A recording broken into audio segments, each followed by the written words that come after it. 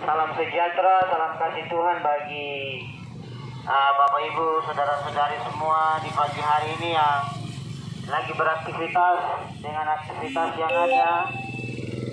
Salam kenal dari kami, teman-teman hamba Tuhan dari Kota Sorong. Kami hadir di kabupaten ini. Ada satu hal yang Tuhan izinkan kami hadir di sini untuk menyampaikan kabar baik, kabar sukacita bagi Bapak Ibu saudara-saudari semua di tempat ini. Baik dari suku bahasa manapun Anda yang ada di pagi hari ini, kami percaya bahwa semua karena seizin Tuhan saudara dengan saya bisa ada di hari ini. Dan saudara-saudari semua, sebelum kami mau menyampaikan pesan-pesan Tuhan untuk saudara di hari ini, izinkan saya berdoa untuk saudara-saudari yang ada di tempat ini, baik yang beraktivitas dalam aktivitas yang ada yang berjualan. Izinkan kami berdoa untuk saudara di tempat ini. Izinkan Tuhan berbicara untuk saudara di tempat ini. Saudara punya telinga, hendaklah saudara mendengarkan apa yang kami sampaikan di hari ini. Karena saudara perlu Tuhan dalam hidup saudara. Karena saudara memerlukan Tuhan dalam hidup saudara, karena Tuhan adalah kebutuhan yang paling terutama dalam hidup saudara dan saya. Dan izinkan saya berdoa untuk saudara di pagi hari ini. Mari kita berdoa bersama-sama. Bapa di sorga, kami bersyukur untuk apa yang Tuhan sudah kerjakan di hari ini. Kami percaya Tuhan, setiap mereka yang ada di tempat ini, Tuhan sedang memberkati mereka, Tuhan sedang menjamah mereka, Tuhan sedang menaruh sesuatu dalam hidup mereka. Tuhan izinkan setiap apa yang kami sampaikan di tempat ini memberkati mereka dalam nama Yesus Kristus. Kami berdoa, kami taruh waktu di dalam tangan-Mu Tuhan. Haleluya. Amin. Salam sejahtera, salam kasih Tuhan.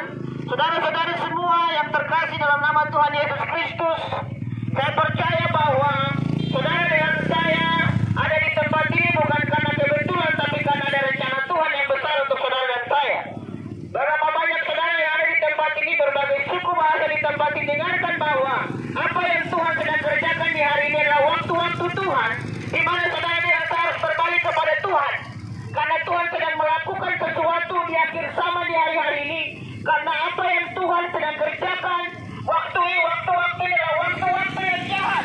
Alkitab sedang mencatat bahwa saudara dan saya harus kembali kepada Tuhan. Bukan karena saudara hari beragama, bukan karena saudara hari ini seseorang yang punya sesuatu yang membawa saudara untuk saudara hari-hari ini tidak mengenal akan Tuhan. Karena waktu-waktu ini adalah waktu-waktu yang jahat. Alkitab mencatat bahwa pada hari-hari terakhir banyak orang bukan mencari Tuhan, tapi banyak orang sedang mencari duniawi hari-hari ini. Karena apa yang saudara lakukan itu saudara sedang salah melakukan. Karena Tuhan mau supaya saudara harus berbalik kepada Tuhan. Haleluya.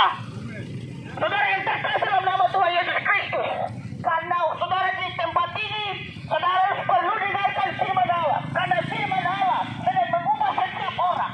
Karena waktu-waktu di hari-hari ini, penginjil-penginjil, rasul-rasul, nabi-nabi sedang memberitakan Injil bagi semua bangsa. Karena Injil itu tidak bisa diikat di dalam satu ruangan, tetapi Injil itu harus diberitakan bagi semua orang. Karena saudara perlu mencari Tuhan. Carilah Tuhan selama berkenan ditemui. Carilah Tuhan selama saudara menemukan Dia. Karena saudara dengan saya perlu Tuhan dalam hidup saudara dengan saya. Haleluya. Amin. Saudara-saudari semua, keluarga besar orang-orang yang ada di Tambrau ini, saya percaya saudara dengan saya. Alkitab berkata di dalam Matius pasal 24, apa yang terjadi di hari-hari ini, Alkitab sedang menulis pada waktu-waktu terakhir. Apa yang Tuhan Yesus mencatat pada hari-hari terakhir. Segala sesuatu yang terjadi di hari-hari ini, dunia semakin susah. Segala sesuatu semakin sulit. Apa yang saudara hari ini lakukan, saudara tinggal di kabupaten yang kecil ini, tetapi di negara-negara yang besar yang lain semakin sulit. Banyak orang semakin susah. Apa yang Alkitab mencatat dalam Matius pasal 24. Pada waktu Tuhan Yesus bersama dengan murid-murid, Tuhan Yesus sedang mencatat sesuatu yang sebelum terjadi dan yang akan terjadi. Segala sesuatu yang terjadi di hari ini itu bukan karena kebetulan, tetapi apa yang ditulis dalam firman Allah tidak pernah kembali dengan sia-sia, tidak pernah kembali dengan rahasia. Justru itu Yesus sedang mencatat dalam Matius pasal 24. Ketika Tuhan Yesus duduk dengan murid-murid, di situ Tuhan Yesus berkata bahwa pada hari-hari terakhir, pada waktu dia datang kedua kali nanti, ada begitu banyak tanda-tanda yang terjadi, ada begitu banyak perubahan-perubahan yang terjadi di belahan bumi. Karena itu saudara dengan saya harus memahami waktu-waktu Tuhan yang terakhir di hari-hari ini. Alkitab mencatat di situ bahwa pada hari-hari terakhir saudara lihat bangsa bangkit melawan bangsa, terjadi gempa bumi di mana-mana, terjadi kelaparan, terjadi suku bangkit melawan suku, bangsa bangkit melawan bangsa, dan itu terjadi di mana-mana, terjadi gempa bumi dan berbagai macam hal yang terjadi. Justru saudara dengan saya harus mempersiapkan hidup di hari-hari ini. Jangan saudara berpikir tentang duniawi, tapi berpikir tentang Tuhan di hari-hari ini. Banyak orang menyeleweng dengan apa yang terjadi di hari-hari ini, tetapi Alkitab sedang mencatat pada hari-hari terakhir banyak hal yang terjadi. Orang kasih semakin dingin, orang semakin cari hal-hal yang tidak diinginkan Tuhan. Tetapi Tuhan mau saudara dengan saya harus berbalik kepada Tuhan.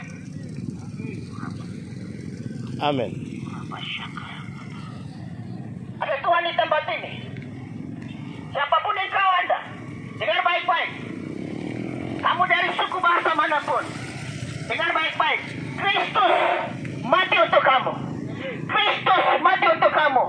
Engkau rambut keriting, rambut lurus, kulit hitam, siapapun, mata cipit, orang kurus, tinggi, pendek, yang tidak punya kekayaan, yang miskin, pejabat apapun, Kristus mati untuk kamu.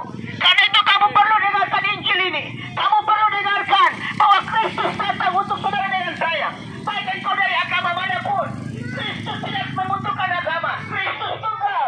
Dia datang, dia lahir untuk saudara dengan saya. Justru itu kamu dari mana suku manapun, engkau harus dengarkan Injil. Karena Injil adalah kekuatan Allah yang menyelamatkan setiap orang yang percaya. Amin. Tepuk tangan dulu buat Tuhan Yesus. Amin. Amin. Orang-orang Papua yang terkasih, engkau sedang dipilih Tuhan.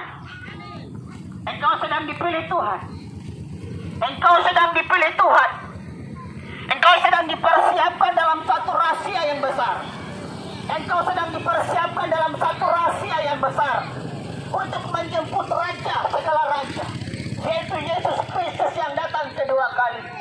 Engkau yang dipandang hina, engkau yang dipandang tidak ada apa-apanya. Tetapi dengarkan baik-baik, Alkitab berkata begini. Engkau adalah bangsa yang terpilih, imamat rajani, bangsa kepunyaan Allah. Dengar baik-baik. Karena itu, engkau sedang ada dalam satu rahasia yang besar untuk menjemput Yesus datang kedua kali. Yesus itu kenapa? Kita di hari-hari ini memberitakan Injil di mana-mana. Dalam Matius pasal 3 di situ. Pada waktu Yesus datang, sebelum Yesus datang, ada seseorang yang di luar untuk mempersiapkan jalan. Alkitab berkata dalam Matius pasal 3. Matius pasal 3 di situ. Alkitab berkata begini, Hanas dan Kayafas menjadi imam besar, tetapi firman Allah datang di padang gurun. Firman Allah tidak datang di bait Allah. Firman Allah datang bagi Yohanes di padang gurun. Kenapa? Alkitab berkata persiapan itu ada di pinggir jalan sana. Ada suara yang berseru-seru, persiapkan jalan bagi Tuhan. Yang setiap tanah yang berlubang harus ditutup, setiap jalan yang berlekuk-lekuk harus diluruskan. Karena apa? Mempersiapkan Yesus datang kedua kali di situ. Kamu yang rambut keriting kulit hitam, kamu lihat bahwa ada sesuatu yang terjadi di Papua. Ada pergerakan besar, ada pergerakan besar, ada sesuatu yang Tuhan sedang kerjakan di hari-hari ini. Ada pergerakan yang besar yang Tuhan sedang lakukan. Karena itu orang Papua harus persiapkan diri dengan baik.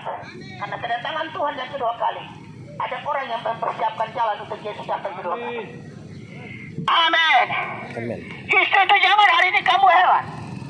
Jangan kamu kaget dengan apa yang terjadi di hari-hari. Karena Allah sedang mengerjakan sesuatu dalam rahasianya. Karena dunia tidak dapat mengenal dia. Dunia tidak dapat berjumpa dengan dia. Dunia tidak dapat mengenal dia. Karena itu kami datang untuk berbicara. Karena dunia tidak akan pernah mengerti. Tetapi kamu, orang-orang yang percaya kepada Yesus Kristus, kasih karunia kepada siapa dia mau pulihkan. Kasih karunia kepada siapa dia menjamah. Karena tidak semua orang bisa diselamatkan untuk masuk surga. Tapi setiap orang yang percaya kepada Yesus Kristus akan melihat kemuliaan Tuhan yang besar. Setiap orang yang percaya kepada Yesus Kristus akan melihat kemuliaan kerajaan Tuhan yang besar. Karena itu setiap kamu yang masih berpikir tentang hal-hal yang hari ini saudara lihat dengan mata jasmani, tetapi kerajaan sorga itu bukan soal makan dan minum. Kerajaan sorga bukan soal hari ini saudara dapat jabatan, saudara dapat nasi, papeda, ikan, lalu bagi sama-sama dengan keluarga. Hari ini saudara mati, saudara masuk sorga atau tidak? Hari ini saudara mati, saudara bisa lihat kemuliaan Tuhan atau tidak? Karena semua orang batas hidupnya sampai kepada kematian. Tetapi kalau tidak ada kematian, kami tidak bisa memberitakan Injil. Karena semua orang punya hidup itu panjang. Tetapi ada kematian. Di samping kematian itu ada hidup yang kekal dan mati yang kekal. Justru itu kamu yang tinggal di hari-hari ini, persiapkan hidupmu dengan baik-baik. Karena waktu-waktu yang terakhir Tuhan sedang berbicara untuk setiap bangsa-bangsa. Dengar, Tuhan sedang berbicara untuk setiap bangsa-bangsa, bukan hanya dalam satu negara. Apa yang terjadi hari-hari ini? Kamu lihat bencana alam sini sana. Beberapa banyak hal yang terjadi di belahan bumi. Corona babat kita. Tanda corona datang hajar kotong sampai ketong habis-habis ini. Semua orang takut dan berbagai macam hal. Justru kamu lihat tatanan-tatanan Tuhan, hukum-hukum Tuhan yang Tuhan sedang jalankan bagi setiap umat Tuhan. Karena kalau manusia tidak dapat mengerti, tetapi Tuhan harus berbicara terus. Kamu masuk gereja, kamu ikut ibadah, kamu pergi ke masjid, kamu pergi ke wihara, dan segala macam. Kamu tidak mengerti kehendak Tuhan. Kamu masih menyembah berhala. Kamu tidak mengerti juru selamat yang sebenarnya. Kamu hanya sekedar datang untuk melakukan keagamaanmu. Tapi saya mau kasih tahu, Alkitab berkata gitu, Yesus berkata gini, marilah semua orang yang berbeban berat dan letih lesu, aku akan memberikan kelegaan. Amin. Yohanes pasal 14, di situ Tuhan Yesus berkata begini, jangan gelisah hatimu, aku pergi kepada Bapa untuk menyediakan tempat bagimu. Dengar baik-baik, tempat kita bukan di bumi. Semua orang akan mati dengan cara yang sama. Mungkin orang mati di atas pesawat jatuh selesai meledak, atau orang mati di laut tenggelam, ada bunuh, sakit, penyakit lalu mati. Tong tidak tahu kapan tong ini hidup berakhir. Tapi saya mau kasih tahu, tempat kediaman kita bukan di bumi. Amin. Tempat kediaman kita ada di sorga. Justru itu, saudara-saudara yang terkasih, Tuhan sedang berbicara bagi bangsa-bangsa. Tuhan sedang berbicara untuk semua bangsa-bangsa yang di muka bumi. Harus kembali kepada Kristus. Harus kembali kepada Kristus. Karena Kristus yang memberikan jawaban bagi setiap orang yang percaya. Yohanes pasal 3 ayat 16. Di situ Alkitab berkata begini, karena begitu besar kasih Allah akan dunia. Alkitab tidak mencatat di situ kasih Allah akan satu kota. Kasih Allah bukan untuk bangsa Israel. Kalau Yesus tidak mati, Injil tidak sampai di Tamro. Kalau Yesus tidak mati, Injil tidak sampai di Papua. Sebentar lagi kita akan masuk dalam 5 Februari, di mana kita akan memperingati Injil masuk di tanah Papua. Apa yang saudara ketahui tentang Injil? Dengar baik-baik, kalau orang Papua profesor doktor, itu bukan karena pemerintah, itu karena Injil. Amin. Kalau orang tahu orang Bugis, Makassar, Kecamatan jualan di situ, itu karena Injil. Alkitab berkata dalam Yohanes pasal 3:16, karena begitu besar kasih Allah akan dunia ini, sehingga ia mengorbankan anaknya yang tunggal, supaya setiap orang yang percaya kepadanya tidak binasa. Binasa ini bicara tentang kehidupan yang kekal. Kalau saudara hanya binasa, selesai, habis. Supaya setiap orang yang percaya kepadanya tidak binasa, melainkan beroleh hidup yang kekal. Kamu baik dan muslim. Kami tidak bicara tentang agama di tempat ini. Kami tidak bicara tentang kekristenan di tempat ini. Kekristenan tidak dapat menyelamatkan manusia. Agama Kristen tidak menyelamatkan manusia. Tetapi Kristus, Isa Al-Masih, Dia itu tunggal, Dia yang punya surga. Dia berjanji untuk menyediakan tempat di sana untuk setiap orang yang percaya kepada Dia. Karena orang Kristen belum tentu masuk surga. Karena Yesus tunggal, Dia tidak menciptakan kekristenan, Dia tidak menciptakan agama. Kekristenan lahir dari orang-orang yang ada di Yerusalem. Ketika penganiayaan terjadi, mereka berkata Nasrani. Nasrani artinya pengikut Kristus. Tetapi setiap orang yang ikut Kristus belum tentu jadi orang Kristen. Karena kekristenan itu hanya logo, hanya lambang di mana kamu mengikut Kristus. Tapi iman kepercayaanmu kepada Kristus itu yang dipertanggungjawabkan. Kamu hidup sungguh-sungguh dalam kekristenan atau tidak? Karena surga tidak bisa dibela-bela menjadi 2, 3, 4. Tapi surga itu satu. Amin. Kalau kamu bicara tentang Tuhan, semua orang punya Tuhan.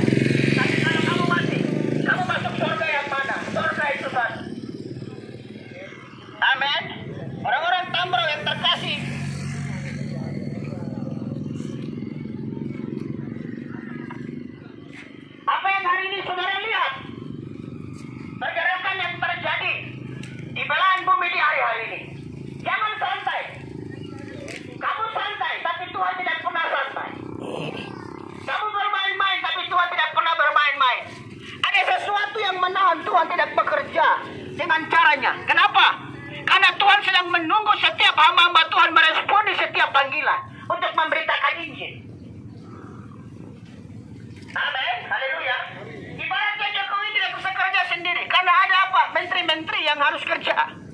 Dia tidak bisa kerja sendiri. Allah juga sedang bekerja dengan caranya, yaitu melalui setiap hamba-hambanya. Allah tidak duduk tenang lalu pangku kaki dan lihat saudara lakukan kejahatan sini sana. Tetapi Allah punya inisiatif untuk saudara harus berbalik. Pada waktu Tuhan bicara bagi Yunus pergi ke Niniwe, Tuhan tidak datang sendiri, tapi Tuhan pakai Yunus pergi ke Niniwe. Yunus lari dengan cara Yunus, tapi Tuhan tangkap Yunus pergi bicara untuk orang Niniwe sana, karena Tuhan mengasihi kota Niniwe. Amin. Tuhan mengasihi kota Niniwe. Justru itu saudara yang terkasih. Tidak kebetulan kami ada di kota ini. Tidak kebetulan kami ada di kabupaten ini. Karena kabupaten ini sudah sekitar 1 tahun, 2 tahun saya doakan kabupaten ini. Dan waktunya kami ada di sini. Dan saudara hari ini yang duduk di tempat ini, Tuhan mengasihi saudara. Baik saudara-saudari suku manapun. Izinkan Tuhan bekerja dalam hidup saudara. Izinkan kamu buka hati dan Tuhan berbicara untuk saudara. Izinkan Tuhan bekerja di hari ini untuk saudara. Amin. Amin. Karena apa yang hari ini kita berbicara bukan berdasarkan dari apa yang kita mau, tapi apa yang kita bicara berdasarkan dari apa yang Tuhan mau. Dengar baik-baik.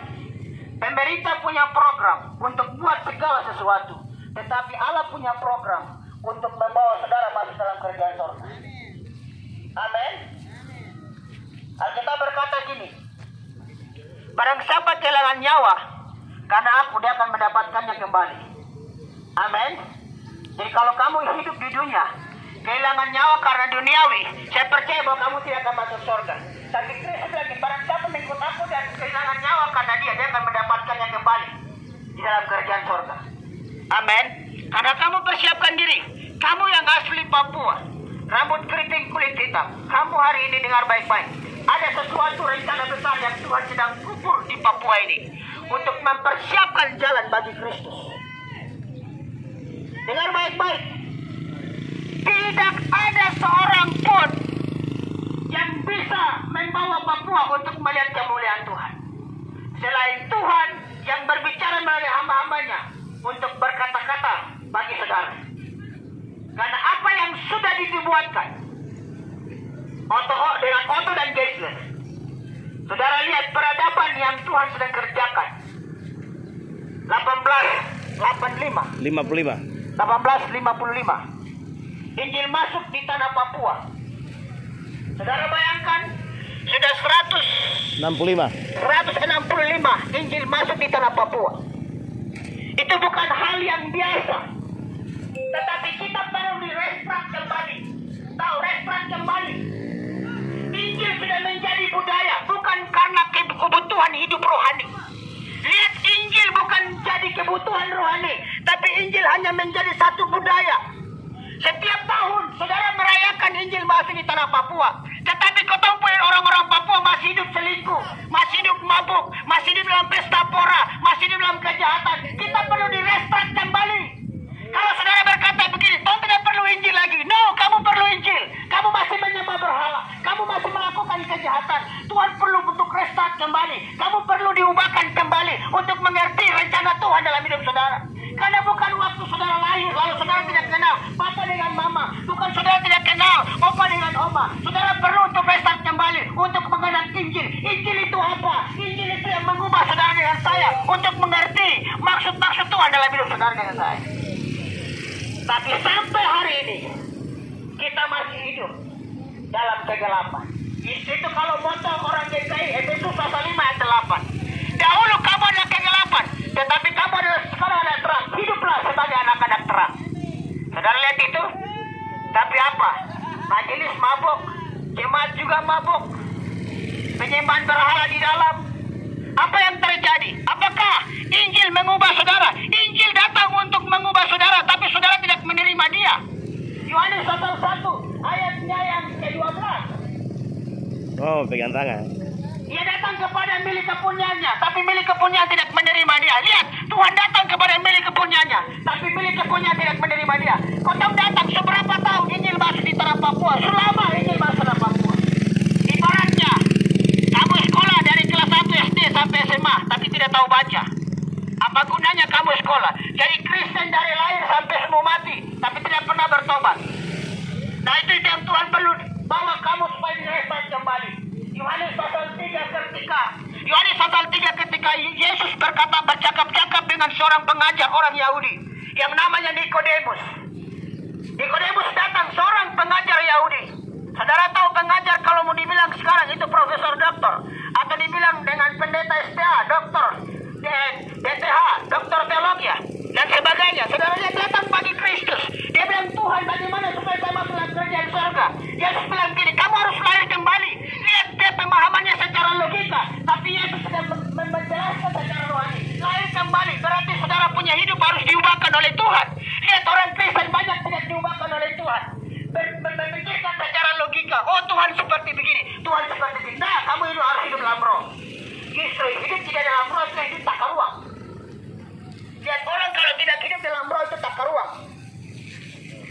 Saya tidak menghakimi kamu, tapi lihat dengan kasat matamu di hari-hari ini. Apa yang terjadi? Karena kekristenan itu bukan bicara tentang soal organisasi gereja, tapi kekristenan berbicara tentang kehidupan yang diubahkan oleh Tuhan dan mengenal Tuhan secara pribadi. Hidup saudara diubahkan, itu yang terpenting. Amin. Haleluya. Jadi umat-umat Tuhan yang terkasih sama orang-orang Papua, jangan pergi sebentar kami mau doakan saudara. Kami sedang mengasihi saudara. Kami sedang menaruh perhatian untuk saudara karena Tuhan sedang mengasihi saudara di hari ini. Karena apa yang hari ini kami bicara bukan berdasarkan kami. Kami manusia biasa seperti saudara, tapi saya percaya Tuhan punya rencana untuk saudara di kota itu. Amin. Haleluya. Berdiri dan berlari, jangan tidur. Kalau saudara santai hari ini, Tuhan datang, saudara sudah persiapkan diri atau belum? Amin. Kotong tidak tahu kapan segala sesuatu akan berakhir, tapi Tuhan sedang mempersiapkan orang-orang untuk memberitakan Injil sampai ke ujung dunia. Matius pasal 24 ayat yang ke-14. Alkitab berkata begini, Injil kerajaan Allah ini akan diberitakan sampai ke ujung dunia, menjadi kesaksian bagi semua bangsa. Barulah kesudahan segala sesuatu berakhir. Justru itu apa yang terjadi hari ini. Kamu perlu direstart kembali, diubahkan kembali. Ada pengajar-pengajar yang mengajar saudara. Ada sesuatu yang saudara terima di dalam gereja. Terima itu dengan baik. Jangan saudara abaikan segala sesuatu yang dibawa oleh setiap hamba Tuhan. Karena Tuhan sedang bicara untuk saudara. Tinggalkan segala sesuatu yang duniawi. Kemabukan pesta pora. Tuhan sedang benci dengan hal-hal duniawi. Karena Tuhan perlu saudara harus datang kepada Tuhan dan bertobat. Amin. Haleluya. Coba tepuk tangan dulu buat Tuhan Yesus. Cukup hari ini. Kalau kamu lihat orang Papua mati karena minuman. Ketong bicara untuk kota Sorong itu sampai alir kering. Kami setiap hari Kamis di Pasar Boswesen, kami turun jalan di jalan untuk jangkau anak-anak muda. Kadangkala 2 orang, 3 orang yang terima Tuhan. Itu bukan urusan kami. Kadangkala saya bilang, Tuhan saya berhenti bicara karena saya bosan. Kami datang dengan apa yang kami punya. Kami melayani dengan apa yang kami punya. Sampai kadangkala kami tidak ada apa-apa lagi. Kami sudah berhenti untuk melayani Tuhan. Dan mereka tetap masih mabok. Tapi Tuhan bilang, itu bukan kau tanggung jawab. Kau tanggung jawab untuk beritakan Injil. Itu saya tanggung jawab. Sampai hari ini saya punya tanggung jawab. Saya cuma beritakan Injil. Karena setiap petani menanam sesuatu, dia tidak bisa menumbuhkan tumbuh-tumbuhan. Dia tahu bahwa alam yang membuat tumbuh-tumbuhan itu berkembang. Dia cuma tahu tanam saja, taruh pupuk. Kalau hujan datang, barang-barang semua berendam, habis. Karena dia tidak tahu bagaimana caranya akan bertumbuh. Tapi waktunya bertumbuh, tidak ada seorang pun yang bisa menahan. Karena kita berkata, kalau Tuhan yang menutup pintu, tidak ada seorang yang bisa membuka. Kalau Tuhan yang membuka pintu, tidak ada seorang pun yang bisa menutup. Amin. Karena waktu-waktu ini, apa yang Tuhan sedang kerjakan, jangan pernah keraskan hatimu. Karena ada Tuhan di tempat ini. Amin. Haleluya.